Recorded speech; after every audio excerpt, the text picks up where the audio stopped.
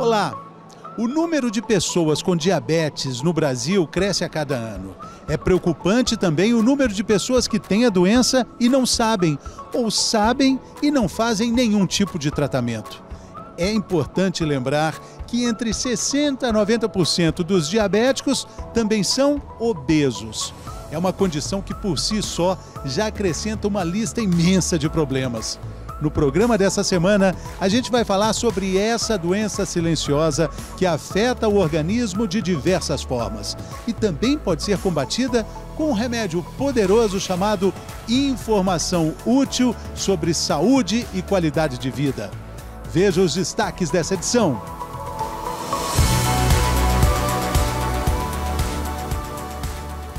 Quais são os sinais de alerta no próprio corpo que indicam o risco da diabetes? Começa a urinar demais, começa a ter muita sede, começa a aparecer umas manchas mais escuras na pele, no pescoço principalmente. E se ele tiver uma informação, de repente ele fala, não, acho que pode ser diabetes. Quais exames indicam o perigo da doença? E essa pessoa vai a um pronto-socorro ou faz um exame de glicose e a glicemia está maior ou igual a 200 miligramas por decilitro, isso é considerado diabetes. Agora chegou um momento importante para você que acompanha a gente aqui pela TV Bariátrica. Temos 5 dicas preciosas para você enfrentar os excessos das festas de final de ano. A TV Bariátrica está no ar.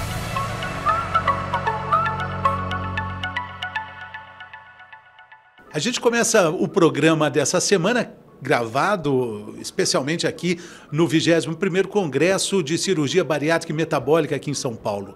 A gente vai entender melhor o que é diabetes, como ela pode ser nociva para o funcionamento de praticamente todo o nosso organismo. Quem está aqui conosco no estúdio é o endocrinologista Dr. Cristiano Barcelos. Bem-vindo, doutor. Eu que agradeço, Fernando. Doutor, vamos começar definindo, né? O que é diabetes? Diabetes, para ser bem prático, é o excesso de açúcar no sangue. Excesso de glicose, é a hiperglicemia. Existem inúmeros tipos hoje de diabetes que, na verdade, são diferentes pelos diferentes mecanismos que levam à doença. Entretanto, no frigir dos ovos, tudo termina na hiperglicemia. E por que ela é considerada silenciosa? Diabetes é uma doença silenciosa, primeiro porque ela costuma dar sintomas quando as taxas de glicose no sangue estão muito altas já, o que pode levar anos. Você sabe que no Brasil nós temos mais ou menos 16 milhões e alguma coisa de pessoas com diabetes. E o que nos chama atenção é que quase metade, 46% delas não sabem que tem a doença, né? Eu estou exemplificando a pergunta que você me fez. Agora, por que a grande maioria não sabe? Porque não sente nada. Só vai sentir depois de anos e anos quando a glicose assume níveis muito altos no sangue. Por exemplo, 250, 350, dá muita vontade de urinar, dá muita vontade de tomar água. A pessoa às vezes levanta várias vezes à noite, não consegue nem dormir. A pessoa perde muito peso, fica com a vista embaçada. Mulher pode ter candidíase vaginal, o homem pode ter o equivalente na região peniana, por exemplo, que a gente chama de bala no post-it. Isso tudo porque o diabetes, ele afeta também o sistema imunológico. Mas, colocando para você uma coisa importante, quando a pessoa descobre que tem diabetes, estou me referindo ao diabetes tipo 2, né? 9 em cada 10 pessoas com diabetes têm o diabetes tipo 2, Fernando.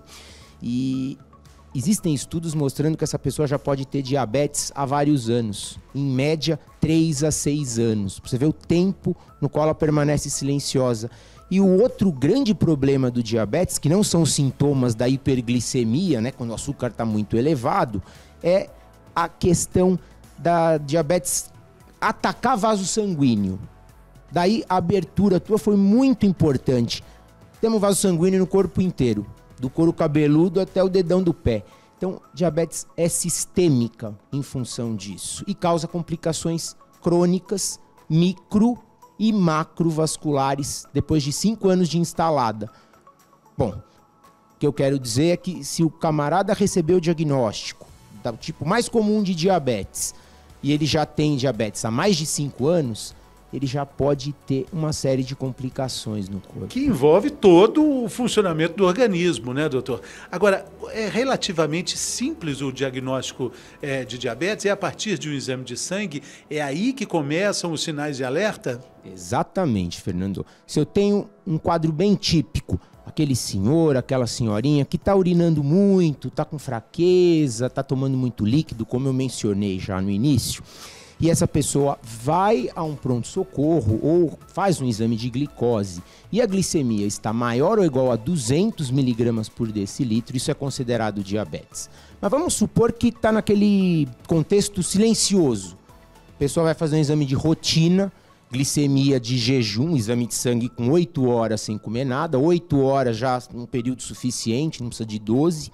Se a glicose tiver maior ou igual a 126 miligramas por decilitro, o valor de glicemia, isso é compatível com diabetes, mas a Sociedade Brasileira sempre recomenda, estou falando da SBD, recomenda que esse exame seja repetido. Agora, pode ser feito um outro exame também com valor diagnóstico nos dias atuais, que se chama hemoglobina glicada. O que é? Dosagem de uma proteína no sangue, a qual não precisa de jejum, 2 horas sem comer nada já é o suficiente para fazer essa dosagem. Ela representa a média da glicose dos últimos 60, 80 dias e se ela tiver maior ou igual a 6,5%, eu repito o exame, dá isso aí. Independentemente de ter glicemia de jejum alterada ou não, eu já posso dizer que essa pessoa tem diabetes também. E aí a gente parte para um outro número que também assusta, uma estatística, de que cerca de 20% das pessoas que sabem, entendem que tem diabetes, não tratam. Falta informação para isso? Falta um direcionamento de qual clínica médica ela deve procurar? Exatamente. Olha, você sabe que 90% das pessoas que têm diabetes e fazem tratamento, ou precisam fazer no caso, elas são acompanhadas por médicos não especialistas. Não é o endócrino, não é o diabetologista que está cuidando dessas pessoas. É um clínico geral, é o geriatra, às vezes é o ginecologista que está acompanhando, porque o ginecologista é considerado o clínico da mulher, é o neuro, enfim, qualquer outro especialista ou clínico geral tem que sair da faculdade capacitado para fazer o diagnóstico e dar o primeiro tratamento, quiçá para manter esse tratamento pelo longo prazo também. E aí a gente entende melhor, a pessoa, o paciente precisa entender também a importância, né, do pâncreas saudável produzindo insulina. O pâncreas, a gente não sabe nem onde fica, é o nosso órgão mais interno, né? A gente fala assim, um abraço no fundo do coração. Alguns médicos dizem que a gente deveria dizer um abraço no fundo do pâncreas, porque esse sim. Qual que é a importância dele e por que ele precisa estar bem produzindo insulina? Exatamente. Bom, o pâncreas, ele é um órgão que fica na região abdominal, na parte superior, só que ele fica localizado mais para trás. Na verdade, fica difícil de abraçar, tá certo? Tem muita coisa na frente dele e atrás tem a coluna vertebral ali que faz a fronteira com a pele e não deixa a gente chegar no pâncreas. Tanto que ele é pouco acessível à ultrassonografia, você quer saber? O que é um problema. Se tem uma imagem de um nódulo do pâncreas, algo assim, o ideal seria não fazer a ultrassonografia, a menos que o ultrassonografista seja muito experiente e o aparelho muito bom. Senão precisaria até de métodos mais sofisticados. Mas isso é uma outra história. A questão é, o pâncreas ele é uma glândula, né? Porque faz o hormônio, mas é uma glândula mista, porque tudo que faz o hormônio é endócrino, tá? Vai para dentro, vai para o sangue da gente. Mas o pâncreas é misto porque ele também é uma glândula exócrina. O que é glândula exócrina? Por definição, é toda aquela glândula que faz alguma coisa, alguma proteína, alguma substância, que vai ou para a pele, exo, vai de fora, né, de externo, glândula sudorípara, o suor, por exemplo. Mas o pâncreas, ele manda as secreções também para a digestão e, por definição, como eu vinha falando, aquela glândula que manda as secreções para fora ou para o tubo digestivo, que é o caso do pâncreas, né, é considerado uma glândula também exócrina. Então ele é misto e no que tange a questão do diabetes, o pâncreas faz uma série de hormônios. Existem pequenos grumos de células chamadas ilhotas. Quem descobriu isso aí foi um estudante na época, sextonista de medicina, isso no século XIX, era o Paul Langerhans, por isso ganha o nome de ilhotas de Langerhans. E essas ilhotas, elas são capazes de fazer uma série de hormônios, dentre eles a insulina, que é produzida e liberada pelas células beta desse órgão, dessa estrutura. Pois bem, quando a gente pensa naquele diabetes tipo 1, aquele da criança, do jovenzinho, do adolescente, é um tipo de diabetes no qual, por razões geralmente autoimunes, mas existem outras causas aí que vêm sendo pesquisadas, mas geralmente são anticorpos que atacam o próprio pâncreas, atacam o nosso próprio corpo, achando que é um inimigo, destroem essas células beta e essa criança, esse indivíduo vai ficar sem insulina nenhuma, já precisa usar insulina desde o início e assim por diante.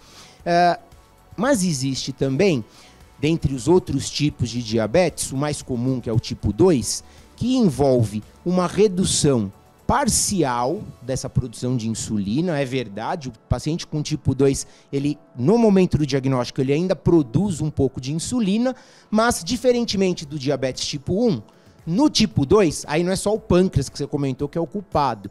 Essa insulina no tipo 2, ela também não faz efeito no corpo, muito em função do excesso de peso. E não é a pessoa que é pesada, peso bruto na balança só, que é a questão do índice de massa corpórea, que é uma super controverso. A gente está falando do excesso de gordura disfuncional. Quem é essa gordura disfuncional? É a gordura que fica no interior do abdômen, a gente chama de gordura visceral, que faz proteínas, hormônios, que não deixam a insulina do pâncreas funcionar direito.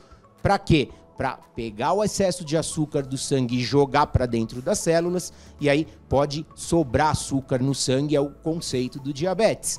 E a gente tem, então, que o indivíduo que tem o diabetes tipo 2, ele tem dois mecanismos, dentre outros, mas duas condições são sine qua non para ter o diabetes tipo 2. Uma resistência à ação da insulina, graças à presença dessa obesidade visceral, associado a um pâncreas, Fernando, que não vai conseguir compensar a falta de ação da insulina, produzindo às vezes 20, 30 vezes mais insulina que o habitual, que seria a tal da hiperinsulinemia compensatória. É um pâncreas que vai abrir o bico, pifar o motor. E a gente sabe que o indivíduo que tem o pré-diabetes tipo 2, ele já tem 50% do pâncreas sem capacidade de liberar insulina. Você imagina o indivíduo que tem o diabetes tipo 2, ele já tem uma capacidade menor ainda. E ele vai precisar, geralmente, de insulina depois de 1 década, 2 décadas pós-diagnóstico. Mas aí o pâncreas, ele pode ser o único vilão, dependendo do tipo de diabetes, tipo 1, ou ele pode ter um comparsa, um cúmplice aí, que no caso é a questão do excesso de peso com a consequente resistência à ação da insulina. A obesidade, uma combinação terrivelmente danosa para o organismo. Muito obrigado pela sua participação. Foi uma aula. O programa dessa semana está falando sobre isso. Acho que acrescentou bastante nesse nosso pilar de difusão de informação útil, de saúde e qualidade de vida. Muito obrigado. Eu que agradeço aí a oportunidade. Valeu. O controle da diabetes passa inevitavelmente por um processo de mudança de hábitos. Isso inclui colocar atividade física na sua rotina. Tudo começa com a sua vontade de mudar. Olá, pessoal. Eu sou a doutora Rejane Marcon, educadora física do Hospital de Clínicas de Porto Alegre. Estou aqui para falar para vocês sobre mudanças de hábitos. É importante a gente ter noção sobre a mudança de hábito, que ela envolve uma série de mudanças pessoais, né? Alimentação, as horas de sono, né? De que forma eu preparo os meus alimentos, quanta ingestão eu faço desses alimentos e a atividade física. E relacionado à atividade física, é importante sabermos que, claro que nós não passamos a ser super atletas e nem esse é o objetivo de sermos super atletas, mas mudanças de hábitos ao longo da vida. A gente fala em atividade física, são as atividades que são voltadas ao que a gente faz no dia a dia. São aquelas coisas que eu faço, né, enfim, na minha rotina. Né? Se eu caminho, se eu arrumo minha cama, se eu limpo minha casa, enfim, as rotinas que eu tenho tanto na minha atividade profissional quanto na minha rotina de lazer. E o meu exercício físico é aquele exercício que eu faço supervisionado por um profissional, onde eu vou ter uma orientação para essa prática, né, para que adquira essas mudanças de hábitos. Tudo isso vem ao longo do tempo e se constrói e traz todos os benefícios necessários, tanto para quem já tenha o diabetes instalado, quanto quem quer fazer a prevenção para isso, né? Quem tem o diabetes que está associado à obesidade, para quem já fez cirurgia bariátrica, para quem, né, pretende fazer ou já a fez há algum tempo. Então, esse mudar hábitos é importante para o resto da vida. Então, a gente são escolhas, né? Eu passo a ter hábitos diferentes, eu construo um novo comportamento, penso na pessoa que eu quero ser, em como eu quero ser e vou me transformando. A ideia em relação à atividade física a gente tem um modelo, né, que a gente pretende ser atletas. Eu quero correr, eu quero, né, saltar muito, e a gente tem uma coisa idealizada em relação à atividade física. Quando, na verdade, nós temos que nos tornar ativos, deixar a vida sedentária para nos tornar ativos e colher os benefícios dessa vida ativa. E o que é tornar-se ativo? O que é preconizado, né, o que nós temos de diretrizes a respeito disso, é que a gente deve fazer pelo menos 150 minutos de exercício físico por semana. Vocês vejam que isso não é uma quantidade muito grande de exercício. E esse exercício mais legal disso, principalmente a gente falando para pacientes pré-bariátricos, é que esse exercício pode ser fracionado. Eu não preciso fazer, por exemplo, o que a gente escuta falar, tem que caminhar 30 minutos por dia, né? Fazer uma atividade física 30 minutos por dia. Eu posso caminhar 30 minutos continuamente, ou eu posso fazer frações de 30 minutos, né? Eu posso fazer frações de 10 e 10 e 10, e neste somatório eu somar os meus 30 minutos diários ou os 150 minutos por semana. Então, acho que vale a pena, né, cada um de vocês pensar nisso, pensar nessas mudanças, começar implementando, procurar profissionais qualificados que possam auxiliar nesse processo de mudança e entender que esse processo é gradativo, mas que ele vai acontecendo e isso vai nos dando um prazer enorme de nos transformarmos, né, em outra pessoa mais saudável, com novos hábitos, né, e que isso agrega com todo o tratamento clínico.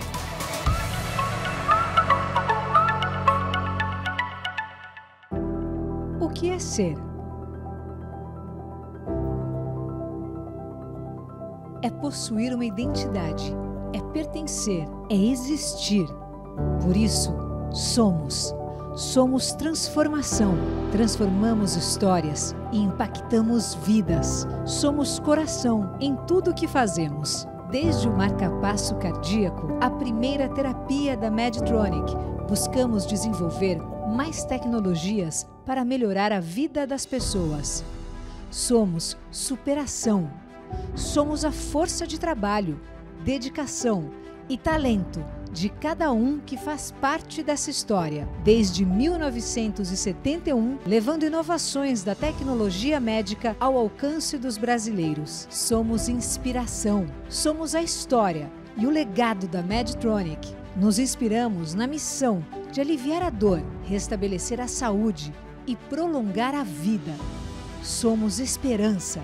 Somos pessoas que cuidam de pessoas com a determinação de nunca parar, pois levamos soluções para hospitais, médicos e pacientes de todo o Brasil. Somos futuro. A inovação é nossa essência. Nossas tecnologias tratam mais de 70 condições de saúde, como as cardiovasculares, neurológicas, de coluna, diabetes e outras. Fazemos a diferença para que instituições e profissionais de saúde possam seguir em frente e juntos possamos mudar a forma como entregamos os cuidados aos pacientes. 50 anos no Brasil da líder global em tecnologia médica. Medtronic Brasil, 50 anos. Somos transformação.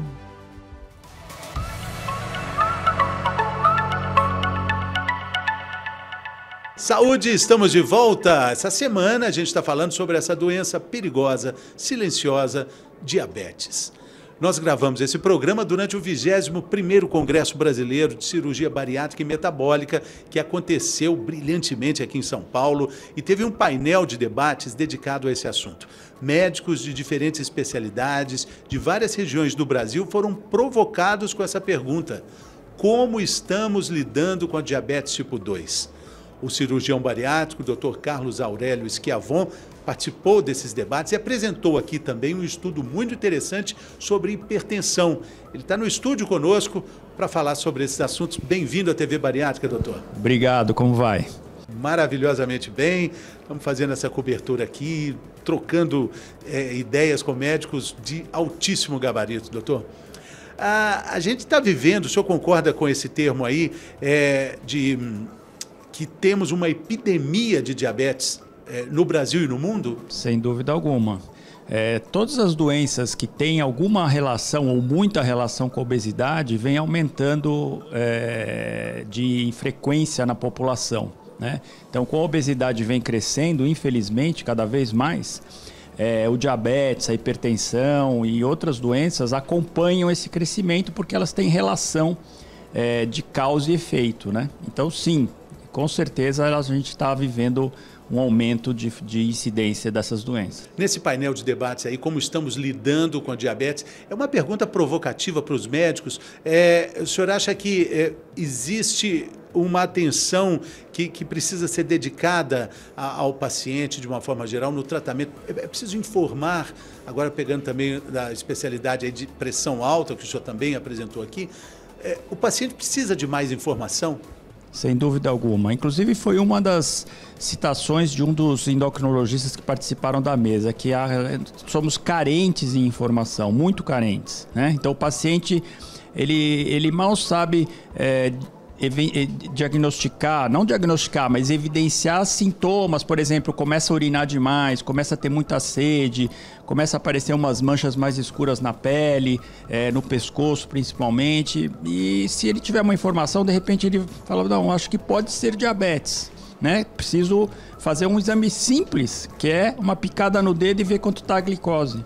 Então isso seria uma coisa fácil, e para pressão também, né? Só que a pressão é uma doença mais silenciosa, mais difícil. Por isso que tem que medir a pressão com frequência, que também é uma coisa simples e barata. Sim, mas também se medir errado, pouco adianta, né? Não, claro, né? Tem que medir certinho, mas é uma coisa que não é cara e que a gente, com informação e com um acesso não muito complexo, a gente consegue diagnosticar mais e tratar melhor. Agora, quando se fala dessa pergunta, precisamos falar sobre isso, a gente precisa falar também sobre a gravidade dessas duas questões que a gente está abordando aqui. Diabetes no programa como um todo e aqui com o senhor também sobre pressão alta. O fato de entender, que o paciente entender que ele tem diabetes e tem pressão alta, é diferente dele entender e conhecer a gravidade dessas duas doenças, né, doutor? Sem dúvida alguma. Porque são doenças, em parte, como eu falei, silenciosas, né? E quando a gente não tem muito sintoma, a gente não valoriza tanto, né? É diferente quando você está com uma dor e aquela dor está te incomodando, então você valoriza. Agora, pressão alta, por exemplo, é uma doença muito silenciosa. Quando ela vai dar aquela história do paciente, estou com dor de cabeça, será que é a pressão? Para pressão alta dar dor de cabeça, tem que estar muito alta. E aí já é uma situação de emergência, né? E o diabetes também, a descompensação dele acontece em níveis preocupantes, Sem dúvida alguma. Mas será que todo mundo sabe que tem problemas aí ligados, diabetes, até a própria visão, problemas sérios ligados a todo o funcionamento do organismo, e pressão alta, AVC, infarto? Não, infelizmente não. A informação é muito carente e não só informação para buscar o diagnóstico, como informação da importância de tratar. Porque também as pessoas, às vezes, mesmo sabendo que tem a doença, acabam negligenciando o tratamento porque não tem tanta informação que nem você falou, da gravidade que pode acontecer se essas doenças são negligenciadas. Doenças que têm vários pontos de contato com outros enormes problemas, colesterol alto, por exemplo, também, né? Você fala, você está bem de saúde? Eu estou meio com colesterol alto, mas está tudo bem. mais uma doença silenciosa, né? Quando ela dá sintoma é quando dá infarto já, né? Então, é difícil, né? Principalmente para a população que não tem tanto acesso à saúde, você vai depender mesmo desse contato com o sistema de saúde, com uma boa informação para fazer o diagnóstico e oferecer o tratamento. Outro termo muito usado pelos médicos é a chamada diabesidade, a epidemia de diabesidade, mais outra doença silenciosa que é a obesidade, né, doutor? Sim, sem dúvida. A obesidade eu até vejo como uma outra questão, ela não é silenciosa porque tem a questão visual, né? Porém, ela é muito estigmatizada e aí é tratada como uma coisa, uma falha da pessoa, e a gente sabe hoje que não é isso, né? A obesidade é muito complexo e não é uma questão de falha de caráter, de ser preguiçoso, de comer muito, não é só essa questão, são muitas outras coisas envolvidas. Por isso que é tão difícil tratar tudo isso, né? Obesidade, diabetes, hipertensão. Tratar direito, né? Por isso que entra a questão da cirurgia bariátrica e metabólica para ajudar. Não, nós estamos falando de doenças crônicas, né, que precisam de um atendimento, um entendimento para a vida toda, né? Mas a cirurgia é um caminho uma parte dessa jornada, né? Sem dúvida alguma. A cirurgia, cada vez mais a gente mostra com as nossas pesquisas, nossos trabalhos, que para uma população específica, que é a população que tem uma obesidade mais grave, a cirurgia é de grande valia, né? Que vai ajudar a ter um resultado mais positivo, mas como você disse, fundamental acompanhar. Não é operar e abandonar. A gente está dizendo aqui que não existe aquela pílula laranja que você toma, faz a cirurgia, resolveu todos os problemas do mundo, está tudo resolvido. Não, infelizmente ainda não existe isso. Não existe. Doutor, muito obrigado. Bom congresso para o senhor. Obrigado pela presença aqui na nossa TV Bariátrica. Obrigado a você. Espero ter ajudado na informação. Com certeza, doutor. Bom congresso.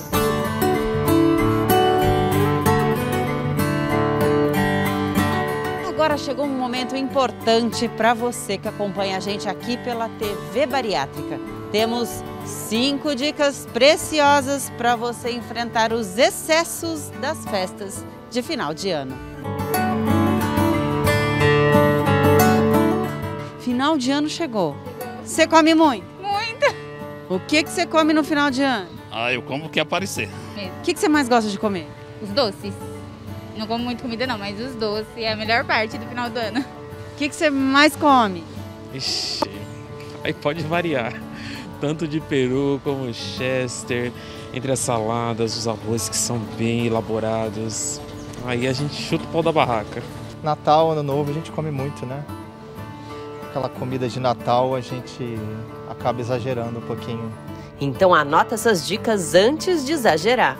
Dica número 1. Lembre-se, a ordem dos alimentos pode interferir na sua saciedade e a gente pode usar isso a nosso favor. Então, comece a sua refeição com um bom prato de salada, pois as fibras podem te trazer a saciedade de forma mais rápida, fazendo você comer menos dos outros itens mais calóricos. Dica número 2.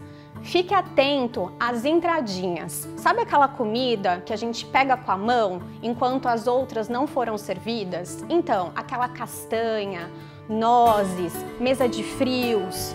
Sirva num pratinho e coma com moderação. Dica número 3. Lembre-se, você pode comer aquela comida que você gosta. Alguns estudos mostram que a gente sente prazer nas primeiras mordidas. Então, escolha aquele alimento que você só vê aí no Natal, no fim do ano, mas porcione ele numa quantidade e aprecie cada mordida.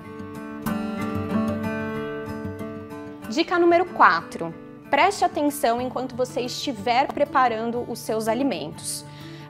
Coma, pare para fazer o seu almoço, fazer pequenos lanches, porque senão a gente tende a beliscar muito durante o preparo ou só comer uma quantidade em excesso no jantar, na ceia. Então isso acaba aumentando muito as nossas calorias e prejudicando a nossa digestão no dia seguinte. Dica número 5. Lembre-se, nós demoramos um pouco para sentir saciedade depois que terminamos o prato, principalmente se estávamos conversando, envolvidos ali com a parte social das festas. Então, após acabar o seu prato, espere um momento para ver se você ainda está sentindo fome, para daí então pensar em repetir aquele prato. E a gente vai te dar aqui mais uma dica caso você tenha exagerado. Nunca se esqueça dela, da água. Durante todo o processo dessas festas, onde a gente vai ter comidas mais calóricas, gordurosas, às vezes vamos ter um brinde, então não esqueça da água nesse momento. A vida sem açúcar, nem de longe precisa ser uma vida menos saborosa, menos saudável. Tem sempre uma receita boa e na medida certa pra gente aprender.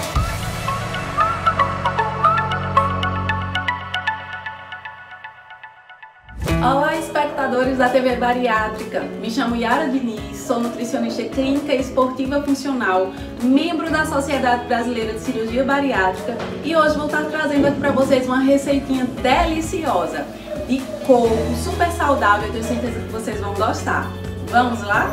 Vamos aos ingredientes? Então, essa receita, ela leva 4 ovos, 4 colheres de sopa de xilitol, 1 colher de sopa de essência de baunilha, 300 gramas de iogurte natural, 100 gramas de coco ralado sem açúcar, 6 colheres de sopa de farinha de aveia, 6 colheres de sopa de farelo de aveia e 1 colher de sopa de fermento. Então vamos lá. Primeiro, nós vamos pegar os 4 ovos e nós vamos bater esses 4 ovos até espumar, ok? Então vamos lá, pegar aqui. Próximo passo, nós vamos acrescentar o xilitol, as 4 colheres de sopa de xilitol e a essência de baunilha. E nós vamos bater mais um pouquinho. Agora nós vamos acrescentar o iogurte natural. E nós vamos bater o iogurte por mais ou menos 2 minutos, tá? Vamos lá. Bater aqui por 2 minutinhos. Vamos agora acrescentar o coco ralado, a farinha de aveia e o farelo de aveia. E agora nós vamos bater até misturar todos esses ingredientes. E agora, por último, nós vamos acrescentar o fermento e nós vamos mexer esse fermento até ficar bem homogêneo. Pronto, a massinha já está aqui, prontíssima do bolinho de coco. Vou agora colocar numa forma retangular, untada com manteiga. Eu polvilhei aqui o farelo de aveia. Vou colocar em forno pré-aquecido a 200 graus Celsius por 30 minutinhos para assar esse bolo.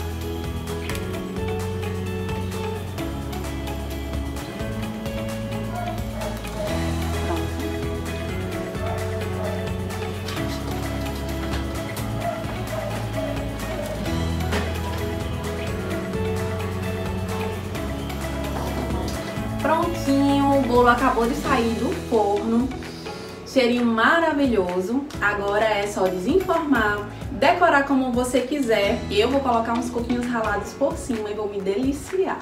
Já porcionei aqui o meu bolinho de coco, coloquei um pouquinho de coquinho ralado. Ele ficou super fofinho, é super delicioso e combina com um cafezinho. Façam, vocês vão gostar.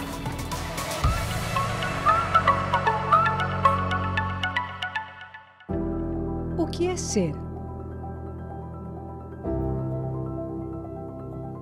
É possuir uma identidade, é pertencer, é existir.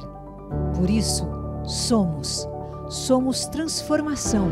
Transformamos histórias e impactamos vidas. Somos coração em tudo que fazemos. Desde o marca-passo cardíaco, a primeira terapia da Medtronic, buscamos desenvolver mais tecnologias para melhorar a vida das pessoas.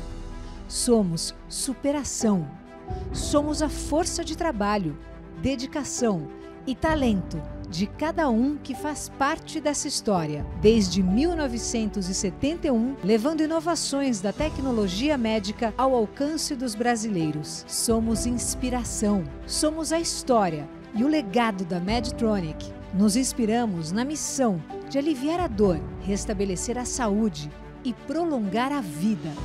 Somos esperança. Somos pessoas que cuidam de pessoas com a determinação de nunca parar, pois levamos soluções para hospitais, médicos e pacientes de todo o Brasil. Somos futuro. A inovação é nossa essência. Nossas tecnologias tratam mais de 70 condições de saúde, como as cardiovasculares, neurológicas, de coluna, diabetes e outras. Fazemos a diferença para que instituições e profissionais de saúde possam seguir em frente e juntos possamos mudar a forma como entregamos os cuidados aos pacientes. 50 anos no Brasil da líder global em tecnologia médica. Medtronic Brasil, 50 anos. Somos transformação.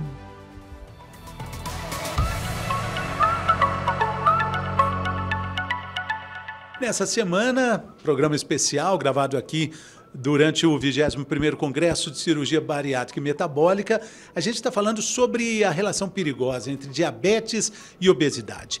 E agora a gente tem aqui conosco um estudioso do assunto, o cirurgião bariátrico, o Dr. Aderson Aragão, do Piauí, Teresina, representante aqui desse estado maravilhoso, aqui no Congresso. Bem-vindo, doutor.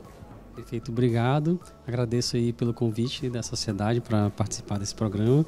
A TV Bariátrica é uma grande iniciativa que vai levar informação de qualidade para o público, né? Muita gente é interessada, ou tem um parente, ou sofre da doença, né, da obesidade ou do diabetes.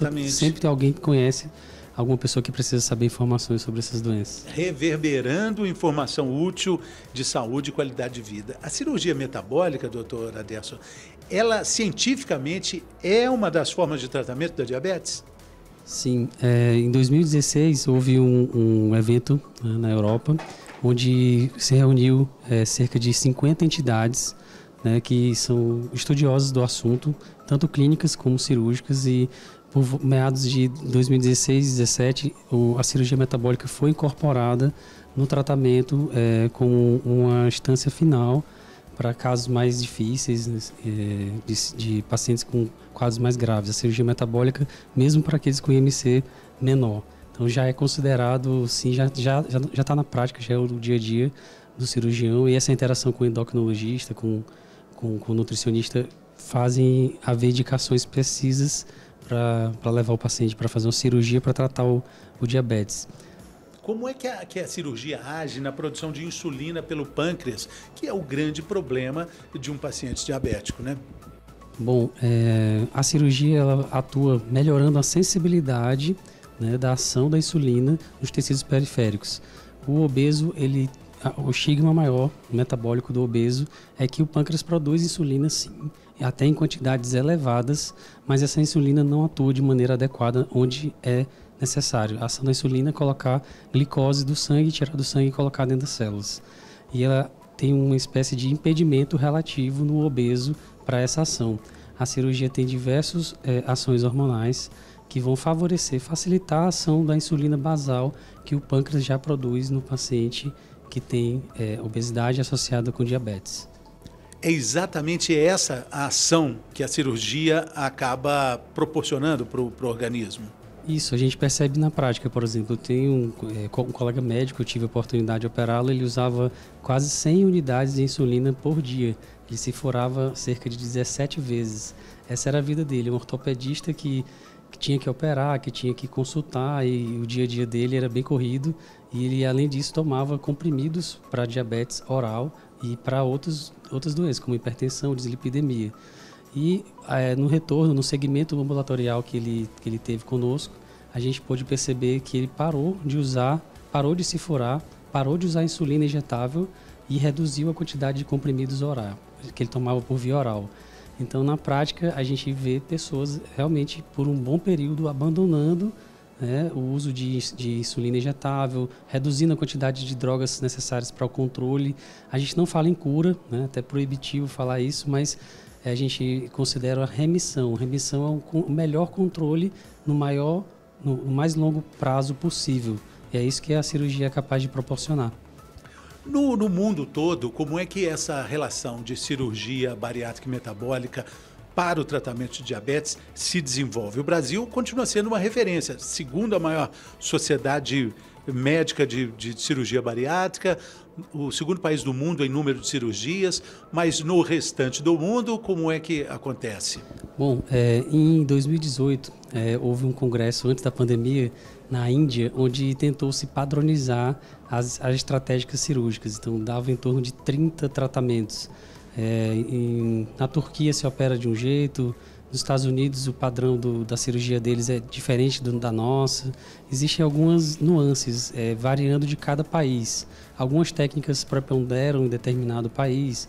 Por exemplo, na Espanha, eles fazem muito um determinado intervenção que atua no duodeno, leva o ilho para fazer uma costura com o duodeno, que é a primeira porção do intestino delgado. No Brasil, predomina o bypass, e em outros países também.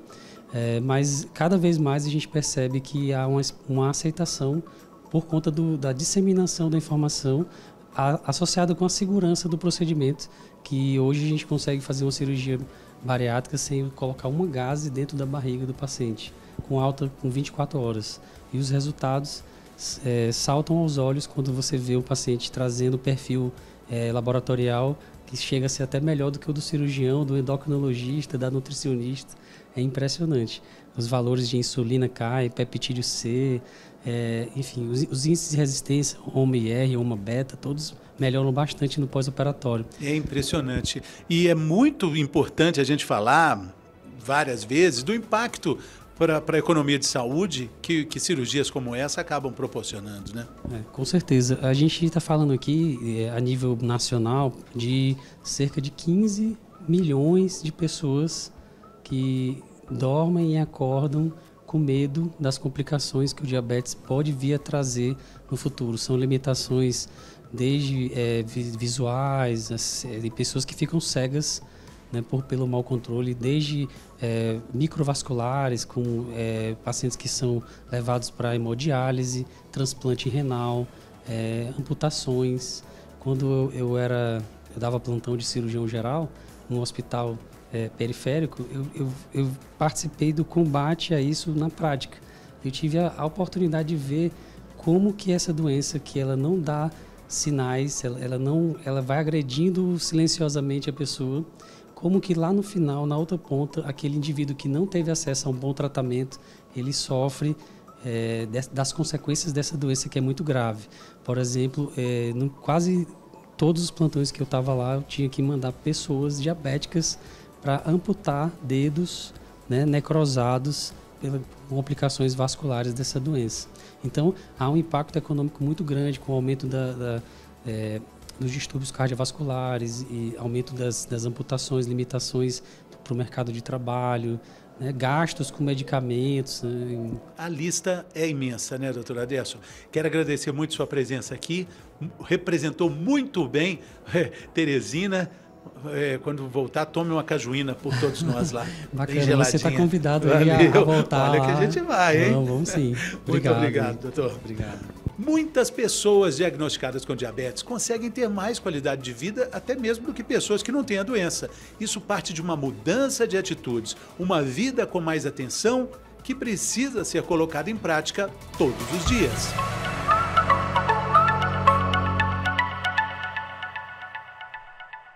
Olá, eu sou Marcela Abreu Rodrigues, sou psicóloga. Queria falar um pouquinho sobre o tratamento de doenças crônicas. Quando a gente fala em tratamento de doenças crônicas, necessariamente a gente fala em mudança de comportamento.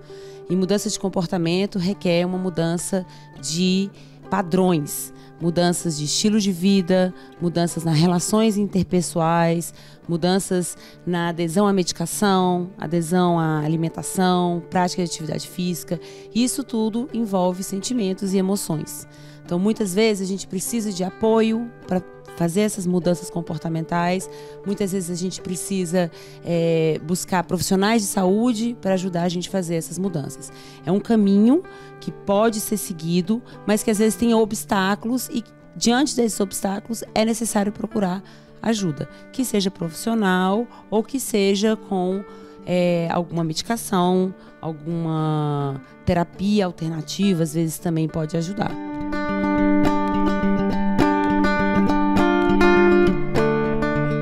Um diagnóstico de diabetes para ser enfrentado, além da luta de sempre contra a balança. A escolha da cirurgia bariátrica e metabólica como aliada para enfrentar todas essas dificuldades faz parte de uma história de sucesso para milhares de pacientes. Meu nome é Felipe Koleski, eu sou cirurgião bariátrico e eu sou paciente bariátrico também. Eu faço cirurgia bariátrica desde 1999 e por 15 anos da minha vida eu lutei contra a obesidade. Eu usei todos os tipos de medicação possível, eu fiz todo tipo de tratamento possível e imaginável, atividade física, dieta, pela facilidade de acesso eu usei todas as medicações do mercado e não tive sucesso. Eu já estava com um quadro de apneia do sono, esteatose hepática, pré-diabetes, hipertensão arterial sistêmica. Em 2018 eu fui submetido à cirurgia bariátrica. Naquela época eu estava com IMC de 37, eu tive uma boa evolução, eu não tenho mais nenhuma patologia relacionada à obesidade, não tenho mais nenhuma comorbidade, eu continuo fazendo o segmento com a equipe multidisciplinar, o que é fundamental para o pós-operatório ao longo da nossa vida. Então eu sou cirurgião bariátrico e eu tomei, eu experimentei do meu próprio remédio e eu recomendo para as pessoas portadoras de obesidade grave que o melhor tratamento para a obesidade grave é a cirurgia bariátrica. A mudança na vida é considerável. Eu, como falei anteriormente para vocês, eu fazia atividade física, eu praticava esporte, eu ia na academia 3 vezes por semana, mas eu nunca conseguia correr mais que 5 quilômetros. Hoje eu corro 10, 15 quilômetros 3 vezes por semana. Eu não tenho mais apneia do sono, eu durmo a noite inteira, meus exames estão todos normais, o meu dia a dia é muito melhor. Durante as cirurgias eu não canso, eu não tenho dores nas costas, eu chego no final do dia como se tivesse 25 anos de novo. Depois de quase 4 anos de cirurgia, eu estou muito bem, tá? Recuperado plenamente da cirurgia, recuperei a minha saúde e a cirurgia bariátrica é responsável por isso daí. A gente fica por aqui. Muito obrigado mais uma vez pela sua companhia. Siga a TV Bariátrica também pelas redes sociais. Continue sempre conosco. Semana que vem tem mais.